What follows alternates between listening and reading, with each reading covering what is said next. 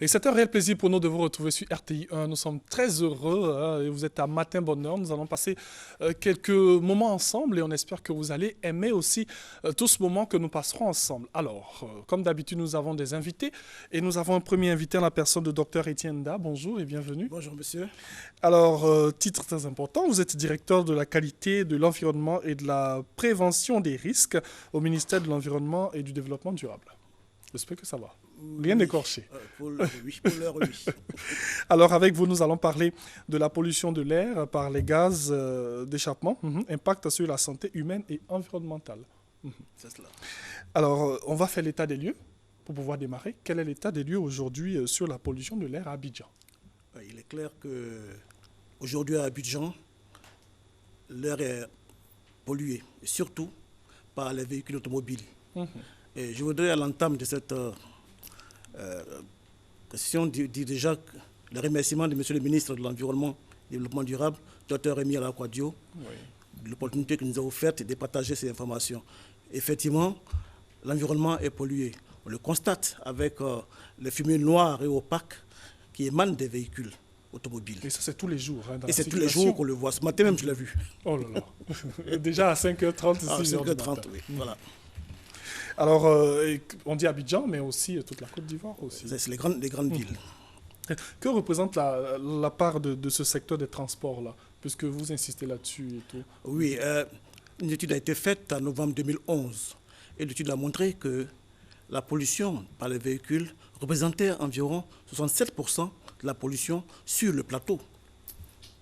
Cela est énorme. Quand même, hein. On dépasse la moitié déjà. On dépasse la moitié, comme vous dites. Avec vous, on peut parler des conséquences sur la santé? Oui, évidemment. Les premières conséquences sont claires. C'est les maladies respiratoires telles que l'asthme et les maladies cardiovasculaires liées justement à ces gaz qui sont émis par les véhicules. Dans le cas des gaz, c'est le monoxyde de carbone qui est véritablement indexé. Ce gaz va interférer avec le sang à la place de l'oxygène. Et cela va créer des asphyxies. C'est pour cela que ce gaz, il est toujours indexé en termes de pollution sur la santé humaine. Et il y a aussi les maladies cardiovasculaires, comme je l'ai dit. Et c'est les jeunes et les vieilles personnes qui sont les plus touchées. Je ne parle même pas des policiers qui sont au carrefour et qui respirent ce air vicié tous les jours. Tout le temps au milieu des routes, en train de faire la circulation. Voilà, et tout. Cela. Et les conséquences sur l'environnement? Les conséquences sont de deux types. Les effets sur l'air, lorsque ces gaz sont émis en abondance, ils vont aller s'accumuler au niveau de ce qu'on appelle la troposphère et créer ce qu'on appelle l'effet de serre. Et les conséquences de l'effet de serre sont connues. C'est les fonds de glace au pôle, c'est l'expansion thermique des océans, ce qui va entraîner alors les inondations au niveau des villes côtières, comme Abidjan. Il y a aussi l'effet sur l'ozone qui se trouve à 30 km ou 50 km d'altitude. C'est l'ozone stratosphérique. Et là, l'interférence entre ces gaz qui sont émis et l'ozone qui protège la Terre déjà contre les radiations solaires va être déchirée. Et cela va entraîner alors l'arrivée, si j'ose dire, de ces radiations au niveau de la Terre et entraîner les cancers de la peau. Cela se voit dans des pays comme l'Australie. Alors, il y a toutes ces conséquences et tout. Quand on regarde cette situation, on se demande qui est responsable de cette situation? Nous sommes tous responsables. Nous sommes tous responsables. Et en premier lieu, je l'ai dit tantôt, c'est le transport véhiculaire. Il faut agir. Parce que les véhicules automobiles polluent énormément. Les mauvaises conditions du carburant, un mauvais entretien des véhicules, tout cela crée un cocktail qui entraîne alors les effets qu'on a évoqués tantôt, à la fois sur la santé humaine et sur l'environnement. Particulièrement, il y a aussi les végétaux qui sont aussi touchés, parce que les particules qui se trouvent dans les carburants, en se déposant sur les feuilles des plantes, vont empêcher la photosynthèse. Et cela entraîne la nécrose foliaire, entraînant alors à terme la destruction de la végétation. Est-ce qu'à ce jour, on peut avoir quelques chiffres sur le parc automobile à Abidjan? Oui, aujourd'hui, on est au bas mot en immatriculation autour de 400 000 véhicules. Et en circulation, on tourne autour de 500 000 véhicules. C'est le dernier chiffre du ministère des Transports par la SICTA et le guichet unique.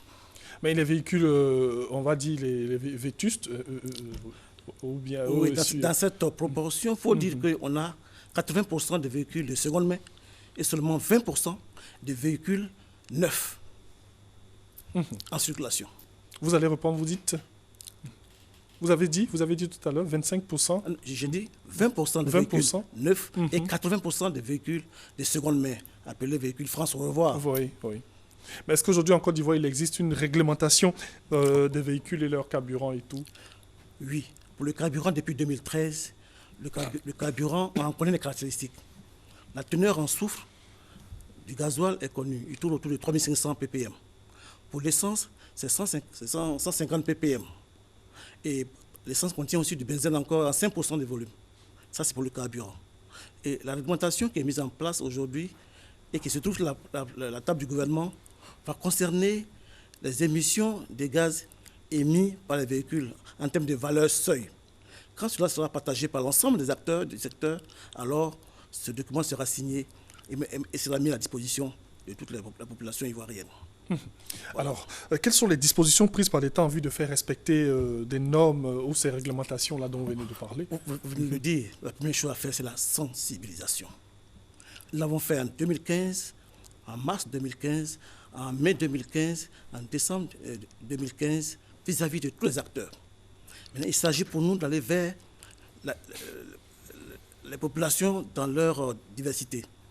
C'est pour cela que nous voulons passer par les médias pour toucher le plus grand nombre de populations relativement à la question de la pollution de l'air par les véhicules automobiles. Cela est important parce que sensibiliser, informer, c'est notre credo de tous les jours. Alors, vous sensibilisez, est-ce que vous avez des retours, de bons retours de la part de ces populations-là? Oh oui, oui. Le retour qui nous revient toujours, c'est de continuer à informer. Parce que souvent, les Ivoiriens ne sont pas informés. Donc il faut d'abord informer. Si on informe sur ce qui est fait, alors les Ivoiriens seront plus réceptifs à l'action qui est faite par le gouvernement dans ses différents démembrements. Et c'est cela que nous faisons aujourd'hui à travers cette émission pour parler aux Ivoiriens, leur dire ce que nous faisons, les informer pour qu'ils soient de plus en plus sensibilisés à la question de la pollution de l'air par les véhicules automobiles. Quand vous allez vers les populations, quelles sont leurs craintes? Leurs craintes, est-ce que ce qu'on a fait sera respecté? Est-ce qu'il y aura du suivi? C'est la question essentielle. Est-ce qu'il y aura du suivi? Et ils ont raison. Aujourd'hui, les mécanismes sont mis en place pour qu'il y ait un véritable suivi de tout ce qui sera entrepris. Je vous le dis, le décret qui a été pris sur la qualité de l'air, une fois qu'il sera signé, il sera suivi et les arrêtés d'application seront pris. Il est indéniable que la santé des Ivoiriens est en train d'en pâtir. Quand vous prenez par exemple l'axe Abobo à Djamé, en une demi-heure, vous mettez des étudiants au bord de la route, vous leur dites, comptez-moi le nombre de véhicules qui émettent des fumées noires. On a 99% des BACA qui émettent la fumée noire. C'est grave. Il y a lieu d'agir. Et avec tout ce que vous dites, vous pensez aujourd'hui avoir suffisamment sensibilisé ces populations et toutes les parties prenantes? On ne finit jamais de sensibiliser. C'est un travail de longue haleine. Il faut toujours continuer, à mon sens. Et nous avons une campagne de sensibilisation et d'information qui aura cours au cours du mois de septembre et d'octobre. Et cela sera fait sur tous les médias, télévision, radio et les journaux, pour que les Ivoiriens s'imprègnent de cette problématique de la pollution de l'air. Alors nous sommes avec les populations, nous restons avec les populations et nous allons suivre en images quelques réactions de ces populations sur la pollution de l'air et on revient dans quelques minutes. Oui, ben, écoutez, on constate que c'est les woro-woro, comme on le dit en général, et puis les baka. C'est quelquefois des voitures personnalisées aussi, mais en général, c'est ce que je constate. Voilà. Pas vraiment bien ici, l'air est vraiment pollué. L'air, c'est un peu invivable, quoi. Parce qu'il y a beaucoup de voitures qui ont des problèmes de moteur, qui émettent des gaz vraiment qui ne sont pas bons pour la respiration. Les Wororo là, avec les Baga là, Bon, ce que moi je vois dedans, en tout cas, ils refusent de réparer les voitures. C'est ce qui fait que les moteurs là, ça fume beaucoup. Sinon, si ils réparaient les voitures, on n'avait pas à avoir ce problème-là, quoi. En fait, c'est le poumon que ça touche directement. Je me rappelle que la première et la dernière prise que j'ai faite, j'étais dans un baka, les badjas là, et puis il y avait la fumée qui rentrait. Je respirais tellement mal que quand je suis arrivé, j'ai pris des comprimés et j'ai failli partir. Ce que je propose à mes camarades chauffeurs, c'est de suivre l'entretien régulièrement. Là, ça va nous servir à tout le monde. Voilà. Je constate que les véhicules de déplacement polluent les bus, les taxis communaux, les taxis compteurs, tout ça, ça pollue l'air. Parce qu'ils dégagent un gaz pas possible qui pollue l'air, qui rend malade la population.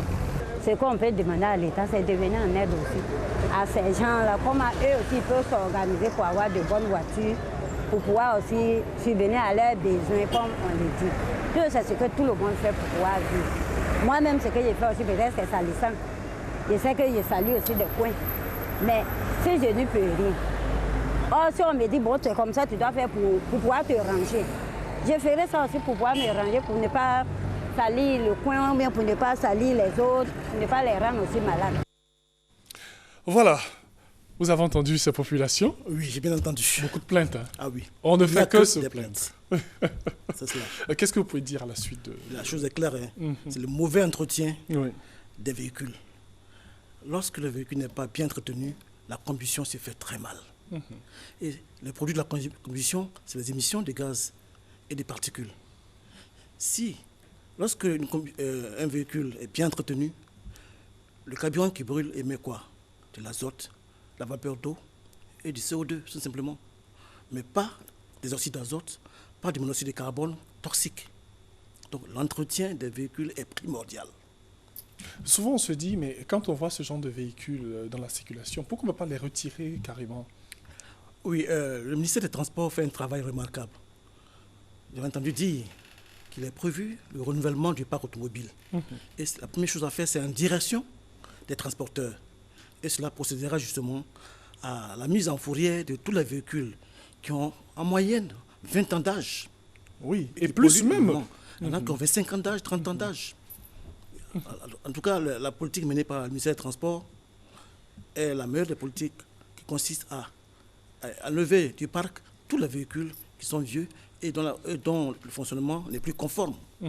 Et comme là, nous voyons sur ces images-là des véhicules qui comme vous le dites, des fumées noires. Oui, des fumées noires. Et épaisses. Quand même, hein. Cela. Et quand c'est comme ça, c'est pas du tout intéressant. Bien sûr, bien sûr. Hélas. Nous sommes dans la circulation. Là encore, on en voit hein, encore des images de ces véhicules-là qui polluent tout le temps. Hein. Il faut les sortir du parc, ça c'est clair. Et c'est très important, ça, comme vous le dites. Mais aujourd'hui, quelles sont les perspectives en la matière? Les perspectives sont bonnes. La première, c'est ce que fait le ministère des Transports. Oui. Pour renouveler le parc automobile, en commençant par les transporteurs. La deuxième chose à faire, c'est la prise de décrets pour encadrer justement le secteur. Un test a été produit par le ministère de l'Environnement et du Développement durable. Il est sur la table du gouvernement. Et si ce décret est pris, on aura les valeurs guides d'émissions de gaz et particules par les véhicules automobiles. Il y a encore quelques préalables à lever. Quand ils seront levés, alors ce test va encadrer véritablement le secteur. C'est la première perspective. Ensuite, nous sommes attelés à évaluer les émissions des gaz et particules par les véhicules automobiles. Ça, c'est la mission du ministère en charge de l'Environnement. Nous l'avons fait en 2015, nous allons le poursuivre en 2016 pour que nous ayons des valeurs guides qui soient véritablement des valeurs guides pour la Côte d'Ivoire. Nous le faisons en relation avec la CICTA. La CICTA a l'appareil nécessaire pour rendre un peu plus formel ce type d'évaluation en rendant constant la vitesse de rotation des véhicules. Parce que c'est le paramètre clé qu'il faut, j'allais dire, maîtriser pour pouvoir avoir des valeurs qui soient comparables de véhicule à véhicule. Ça, c'est les perspectives. Nous sommes dans un projet aujourd'hui qui va constituer à évaluer l'ensemble du parc automobile ivoirien par des simulations. On l'a fait en 2015 avec le parc des véhicules neufs. Il est apparu que ce parc de véhicules neufs, qui représente 20% des véhicules en circulation en Côte d'Ivoire, a consommé en moyenne 8 litres au 100 et a émis autour de 210 grammes de CO2 par kilomètre. Et ce travail va se poursuivre avec l'ensemble du parc automobile qui est constitué à 80% des véhicules de seconde main. Oui. Des France au revoir, comme vous. Des France au revoir, et c'est les perspectives immédiates dans lesquelles nous sommes actuellement en synergie avec les acteurs que sont le transport, l'énergie, le ministère de l'économie et des finances. Alors, plus précisément, restons sur ce sujet. Qu'est-ce qui est envisagé pour améliorer la qualité de l'air et surtout limiter les polluants atmosphériques? Relativement à l'impact des véhicules automobiles, la première chose à faire, c'est encadrer. Il faut un test. Il faut un test. Le test, là, il existe. Il va être validé par le gouvernement ivoirien. Ensuite, il faut avoir un suivi de l'état des véhicules qui émettent ces gaz et particules. Nous avons les appareillages nécessaires pour faire ce suivi au quotidien. C'est ce qui est envisagé à court terme. Par rapport à l'air ambiant, là, ce sera une grosse bataille que nous allons faire, mettre en place des capteurs passifs dans la ville d'Abidjan pour mesurer tous les gaz qui sont émis et même que les particules. Et c'est l'action du SIAPOL qui est notre bras séculier en la matière. Voilà les actions immédiates qui seront entreprises dans le secteur. Vous parlez d'action, vous parlez de suivi. Avec tout ce que nous voyons aujourd'hui, vous êtes sûr que concrètement, ça sera effectif? Soyons optimistes. Soyons optimistes. Chaque fois, il faut remettre le métier. On le fait tous les jours.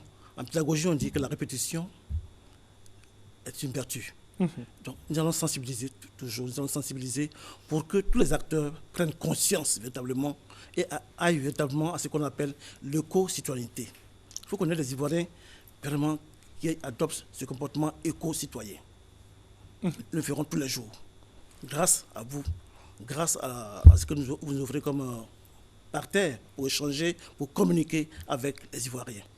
Nous avons plusieurs organes qui rentrent en ligne de compte. Situez-nous les responsabilités vraiment de chaque organe en la matière. Au ministère du Transport, vous avez deux directions essentielles, la SICTA et le guichet unique. La SICTA a le parc des véhicules en circulation. Le guichet unique a le parc des véhicules immatriculés en Côte d'Ivoire. Le ministère en charge de l'environnement, en charge de prendre les décrets permettant justement d'encadrer tout le secteur en termes de pollution de l'air par les véhicules automobiles. Donc chaque acteur joue son rôle. Et notre rôle, en tant que ministère en charge de l'environnement, c'est de mettre en synergie l'ensemble de ces acteurs pour que nous parlons tous d'une même voix, pour sortir justement des stratégies qui soient partagées par l'ensemble des acteurs et pour le bien-être des populations. Voilà ce que nous faisons ensemble en tant qu'acteurs, chacun dans son domaine de compétences. Restons encore sur ce sujet. Qu'en est-il du ministère des Transports, la part du ministère des Transports? Je l'ai dit, le ministère des Transports a ses bras séculiers. C'est la SICTA, c'est le guichet unique. Et ces deux directions qui sont spécifiques à ce ministère jouent un rôle capital. La SICTA, pour tout ce qui concerne les techniques automobiles, ont été un conseil utile auprès du groupe de travail que nous avons mis en place. Et le guichet unique, au moment où je vous parle, est en train de modifier sa base de données pour intégrer à la fois la consommation de carburant et les émissions de CO2 par les véhicules automobiles. Là, on aura les résultats d'ici fin août et en septembre, on pourra partager cela au cours d'un grand atelier. Et votre ministère, le ministère de l'Environnement? Mise en synergie, encadrement au niveau des tests réglementaires, c'est ce que nous faisons essentiellement. Là, vous le dites avec beaucoup de...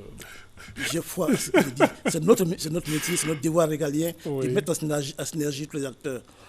On ne peut pas vivre sans nuire, mais nous faisons le moins possible et c'est notre mission de faire en sorte qu'on nuise le moins possible. Vous en faites cela votre priorité au niveau de votre ministère? C'est une priorité essentielle de M. le ministre de l'Environnement et du Développement durable, Dr. Rémi Lacroix-Diou. faites en sorte que le secteur du transport automobile n'impacte pas négativement la santé des Ivoiriens. Il faudrait que tous les tests réglementaires soient pris, et cela a été fait. Et tout plus tard qu'hier, j'ai été reçu par le ministre, il a encore répété. Il faut que ces tests sortent, il faut sensibiliser, il faut en parler partout où vous partez. C'est votre mission, en tout cas vous avez mon soutien. Est-ce que les populations qui vous approchent ne vous dites pas comme ça, mais ça prend du temps, on en parle, mais on est encore dans cette situation. C'est vrai, je les comprends, parce que le problème il est récurrent. Sachez que dans le Code de l'environnement, qui est notre fêtière en la matière, il n'y a que 2 articles qui font état de la pollution de l'air, l'article 20 et l'article 114. Alors, cela veut dire que cette question, avant que M. le ministre ne prenne la charge de ce ministère, n'était pas véritablement un enjeu. Ce n'est que depuis les 5 dernières années que la question de la pollution de l'air est devenue un enjeu et relativement celle des véhicules automobiles. Moi, je vais vous demander là maintenant de lancer un appel à tous ces organes-là qui travaillent avec vous. La seule chose que je pourrais dire aux acteurs qui sont dans le groupe de travail avec nous, c'est de prendre part effectivement à nos activités. Ces acteurs, ils viennent. Mais en même temps, ce n'est pas là le problème des acteurs, mais c'est plus l'information qu'on doit porter à tous les niveaux. Et je demanderai à ces acteurs, chacun dans son domaine de compétences, d'assurer sa part pour que le message passe. Nous sommes certes une ministère en charge de l'environnement, mais nous sommes un ministère qui se trouve en aval de tout ce qui est fait par les autres secteurs de développement, qui produisent et qui impactent. Nous avons le devoir de faire en sorte que les matrices environnementales soient protégées. On les encadre par les tests réglementaires, on sensibilise, on évalue les pollutions, mais en même temps, il faudrait que chacun des acteurs comprenne qu'il faut jouer chacun sa partition. C'est l'appel que je lance ce matin pour que chacun s'y engage véritablement. Lorsqu'un appel est lancé pour évaluer un test, il faudrait que ce soit les personnes idoines qui viennent pour analyser les tests réglementaires. C'est les directeurs de préférence qui viennent. Parce qu'un directeur gère à un haut niveau plutôt qu'un sous-directeur ou un chef de service. Et c'est le problème que nous avons vécu, c'est que pour valider nos tests réglementaires, il n'y avait pas de représentants de haut niveau pour endosser tout ce qui est dit dans ces réunions. C'est l'appel que je lance à tous les ministères. Participez avec nous, venez avec nous, on remet en synergie pour que nous puissions faire en sorte que les Ivoiriens aient un air qui soit moins pollué, qui soit vivable. Est-ce que vous, dans votre quotidien, lorsque vous êtes peut-être dans la circulation comme ça, est-ce qu'il vous arrive de parler à des personnes qui ont des voitures vraiment qui enfument tout le monde? Je l'ai fait dernièrement au niveau de l'Indénier. J'ai interpellé un monsieur de certain âge. Oui. Il m'a regardé et dit, c'est quoi? Tu es mécanicien? C'est ça l'Ivoirien. Mais la dérision, c'est pour la dérision de l'Ivoirien, souvent il fait peur. On a l'impression que l'Ivoirien est insensible à tout ce qui l'entoure. L'Ivoirien sali, ça ne le dérange pas. Alors, ce comportement éco-citoyen, très sincèrement, il faudrait que nous développions en nous. Chacun à son niveau. Ce n'est pas le ministère de l'Environnement, du Développement durable, qui va faire le travail de tout le monde, qui va aller réparer les véhicules. C'est chaque individu qui doit faire sa part. Chaque individu. Les Ivoiriens, je me suis de le dire, ils sont étonnants. Négativement s'entend. Oui. Ça fait partie des difficultés que vous rencontrez sur le terrain lorsque vous sensibilisez? Vous l'avez dit, c'est des réticences qui sont quotidiennes. Oui. Et c'est normal. Notre devoir est de faire en sorte de lever tous les écueils. Oui. Et nous parlons souvent, nous informons, nous faisons des réunions. Et souvent, les retours sont relativement non-sens, comme on dit en anglais. Oui. Parlez-nous de ces difficultés. Qu'est-ce que vous rencontrez concrètement sur le terrain avec ces populations? Les difficultés sont de plusieurs ordres. Oui. Les mécanismes, l'Ivoirien qui a un véhicule, qui ne pense même pas à son entretien. Oui. Le chauffeur de Bouaka qui va utiliser une huile frélatée, Oui. tue son moteur. les acteurs étatiques qui sont appelés pour se prononcer sur certains tests, qui réagissent relativement lentement. C'est ça qui donne l'impression que ça tarde. Voilà les difficultés majeures que nous rencontrons. Mais chaque jour, nous mettons sur le tablier ce que nous faisons. Est-ce que l'on ne vous dira pas la vie est chère, on va revenir encore sur le sujet et tout La vie est chère. Parce que vous parlez d'huile frélatée, je n'ai pas peut-être les moyens de m'en acheter. La vie est chère. Rien n'est cher quand il s'agit de la santé. Rien n'est cher quand il s'agit de la santé. Quel est le prix d'une vie? Les économistes de l'environnement le diront. Par des mesures indirectes, on peut donner la valeur d'une vie. Mais on ne connaît pas la valeur d'une vie. Puisqu'on ne connaît pas la valeur d'une vie, il faudrait faire en sorte de ne pas oblitérer la santé par des comportements qui ne soient pas adéquats. Qu'est-ce que entretenir son véhicule?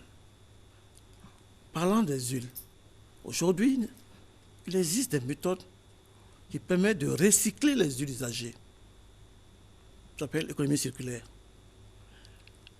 Les produits qui sont des déchets pour une industrie deviennent des matières premières pour une autre industrie.